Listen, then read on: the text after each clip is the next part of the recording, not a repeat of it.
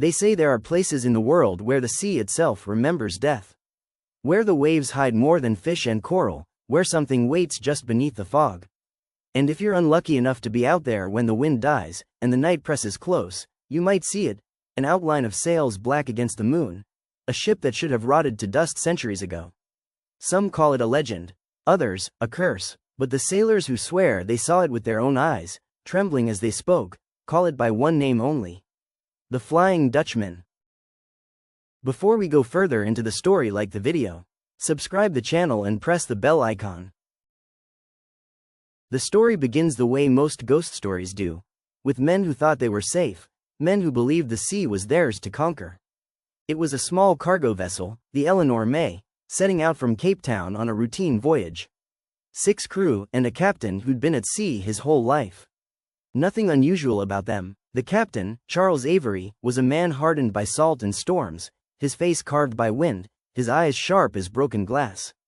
He'd never spoken of ghosts, never cared for sailors' tales. To him, the ocean was dangerous enough without inventing phantoms. But among his crew was a younger man, Thomas Reed, just 22, fresh to the sea, with a nervous look in his eye. He'd heard the whispers in the taverns before they sailed, the stories of a cursed ship that appeared in the fog, its crew of the dead doomed to wander forever. The Dutchman's out tonight, the old drunks had laughed, clinking their bottles. Thomas hadn't laughed, he'd listened. He remembered, the voyage began smooth enough. The first days were calm seas, bright sun, gulls wheeling overhead. The men sang as they worked, drank when they rested, joked in the warm lamplight.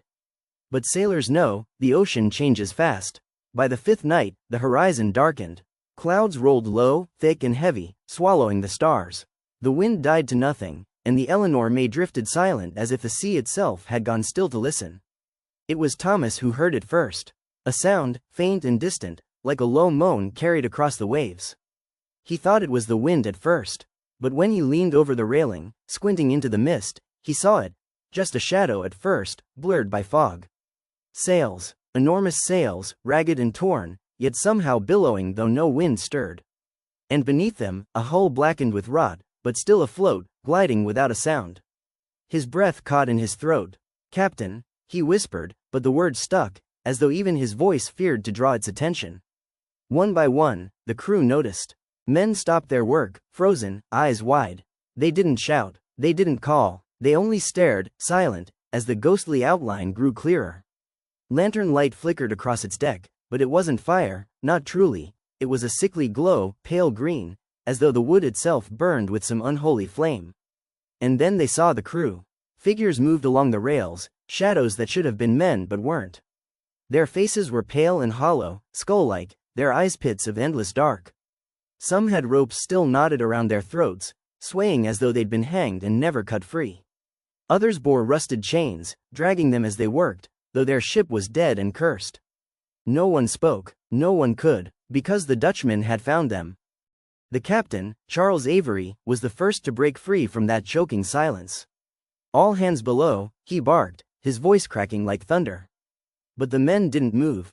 How could they? The haunted ship was so close now they could hear the creak of its timbers, though no wind stirred them. They could smell it, a stench of rot and brine, of graves dug up and left to fester. And then, it turned toward them. The water should have churned, waves should have broken, but the Dutchman cut across the sea without sound, as though the ocean itself parted for it. And as it drew alongside, Thomas swore he saw its captain. A tall figure at the helm, face hidden in shadow, only his eyes visible, burning, endless, furious. He raised a hand, skeletal and dripping with seawater, and pointed directly at the Eleanor May. The storm hit like a scream. Winds roared out of nowhere, ripping at the sails of the living men's ship. Waves slammed against the hull, black water rising higher and higher, trying to drag them under.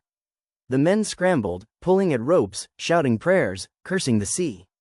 But no matter what they did, the Dutchman stayed alongside, gliding effortlessly as their vessel fought for its life.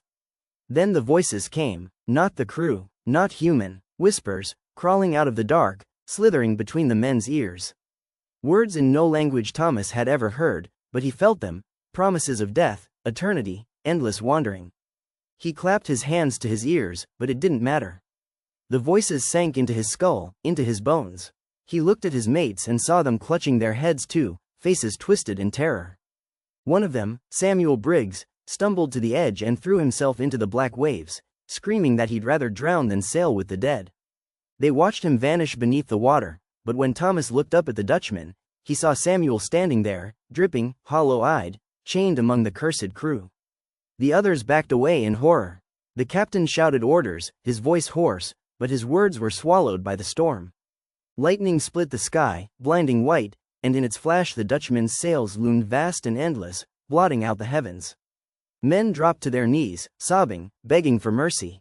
But mercy does not exist on cursed seas. The Dutchman drew closer, close enough Thomas could see the rotted wood, the seaweed clinging to its sides, the bones tangled in its rigging.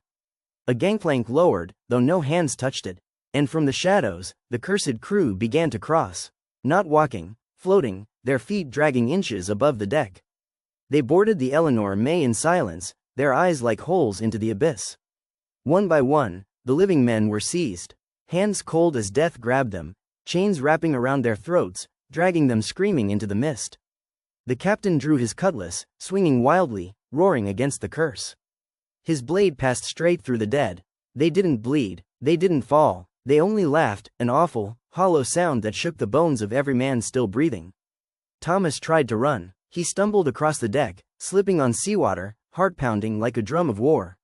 He darted for the cabin, for the lantern light, for anything but that nightmare on the waves. But before he could reach it, a figure rose from the shadows, a woman, her hair floating as though she drowned long ago, her eyes wide and milky white. She whispered his name, Thomas. He froze. He'd never seen her before. Yet she knew him. She smiled, her teeth broken and black, and reached out with hands like driftwood. When her fingers brushed his face, ice spread through his veins, and he felt his heart stutter. His scream never left his throat. They say the Eleanor May was never seen again. Not its wreckage, not a scrap of wood, not a bone of its men. But sailors whisper that on moonless nights, when the fog rises thick and the sea goes still, you can see two ships sailing side by side. One of them is the Dutchman. The other is the Eleanor May, its crew now hollow-eyed, dragging their chains, whispering to the living. And if you ever see them, if you ever glimpse sails glowing in the mist where no wind blows, don't look too long. Don't listen, don't let them call your name, because once the Flying Dutchman marks you, there is no escape. No survivors, only the endless sea, and the cursed crew waiting for you to join them. Because the ghost ship never sinks. It never rests, it never forgives, it just keeps coming, forever. They say the ocean buries its secrets well, but some curses rise again and again, like a wound that refuses to heal. The Eleanor May did not vanish quietly. No, her end was painted in screams, in salt and blood, and in the dragging chains of the damned. When Thomas fell, when her pale fingers turned his heart to ice, the others realized the truth. There was no fight to be had.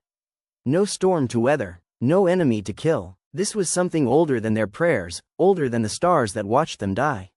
First Mate Harrington, broad-shouldered and steady, had been with Captain Avery for 20 years. He'd crossed every ocean, fought pirates, survived typhoons. But when the dead crew surrounded him, their hollow mouths opening wide in a soundless cry, he dropped to his knees.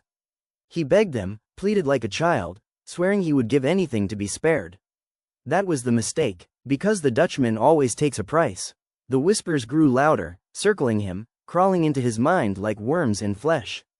Anything, he'd said, and the sea does not forget bargains. Harrington's skin began to shrivel as though years passed in seconds. His eyes sank deep into his skull, his lips cracked and bled. His own men watched in horror as he withered to nothing, until nothing remained but a husk bound in chains, rising to join the cursed. Another, young Elias Morden, had been the jester of the crew, always laughing, singing bawdy songs late into the night. But laughter dies fast when death itself comes calling. He ran for the captain's cabin, slamming the door, bolting it shut. For a moment, silence. Then came the sound, scratching, tapping, whispering. He tried to cover his ears, but the voices weren't outside anymore. They were inside. The crew heard his screams through the wood. When the door burst open, Elias was no longer Elias. His face was pale, his mouth torn into a grin that split his cheeks. He staggered onto the deck, his laughter now hollow, endless, a shriek that froze the blood of every man left. And as the cursed crew reached for him, he did not resist. He laughed as they dragged him away, chains rattling in rhythm with his hysterics, until the sound was swallowed by the fog. One by one, they fell. Some taken by hands of bone, others lured by whispers of lost lovers, dead children, familiar faces long buried. The Dutchman knew their secrets. It knew their grief, their regrets, and it twisted them like a knife. Captain Avery fought the longest. His cutlass swung through shadow after shadow, his roar defying the storm. "You'll not have my men," he bellowed, voice raw, eyes blazing with fury. But fury means nothing to the sea. A wave, black as midnight, rose higher than the mast and came crashing down. It should have shattered the deck, splintered wood and bone alike. But when the water receded, Avery stood alone, surrounded by silence. His crew was gone, only the Dutchman remained. Its captain stepped forward then, for the first time clear in the lantern glow. His face was pale as bone, lips thin, eyes burning with an eternal fire. His hat was torn, his coat ragged with centuries of salt, but he stood tall, a monument of damnation. He raised his hand, skeletal fingers dripping with seawater, and pointed to Avery. The old captain did not falter. His jaw clenched, his fist tightened around his blade. "If it's me you want, then take me, damn you," he spat, defiance searing in every word. The Dutchman's captain smiled, a slow, cold, merciless smile. And then Avery's cutlass crumbled to rust in his hand. The chains rose from the deck like living serpents, coiling around his arms, his legs, his throat. He fought, oh how he fought, but the sea is patient, the sea is cruel, and in the end, the chains dragged him screaming across the deck and into the black mouth of the ghost ship. And then, silence. The storm died as quickly as it came. The sea stilled, the wind fell quiet. The fog thinned, leaving only empty water. No wreckage, no debris, not a single trace of the Eleanor May. She was gone, swallowed whole, claimed forever. But the curse does not rest. Sailors tell it different ways, in different tongues, but the heart of it never changes. They say if you sail near the Cape of Good Hope on a moonless night, when the air is heavy and the waves are too quiet, you might see her. Not just the Dutchman, no, two ships now. Two shadows gliding side by side, bound together in damnation. The Eleanor May follows, chained to the Dutchman's fate, her once living crew now hollow-eyed phantoms, whispering through the mist. Some swear they've heard them, voices carried on the wind. Men begging for release, men screaming, men laughing that broken laugh Elias Morton carried to the grave. And others claim the voices called to them by name. That is how the curse spreads.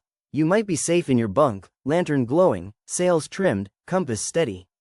But if you hear your name spoken in the fog, whispered soft as a lover's sigh, don't answer. Don't even breathe, because once the Dutchman knows your name, it will never forget. It will hunt you, across oceans, across lifetimes.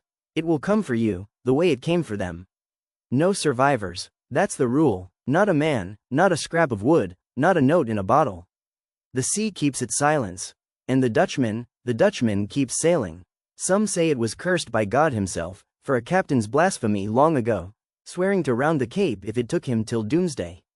Some say it was the devil's bargain, a price for pride. But the truth is worse than any prayer or bargain. The truth is that the Dutchman sails because the sea demands it. Because the ocean loves its dead too much to ever let them go. And so it waits, in fog, in storm, in the corner of your eye when you stare too long at the horizon. The ghost ship that never sinks. The haunted crew that never sleeps. The Flying Dutchman. And if you're ever unlucky enough to see its pale lanterns flickering through the mist, if you feel the chill in your bones, if the waves fall too still, remember this. No one escapes. Not captains, not crew, not you, because once you've seen the Dutchman, your fate is sealed. Forever.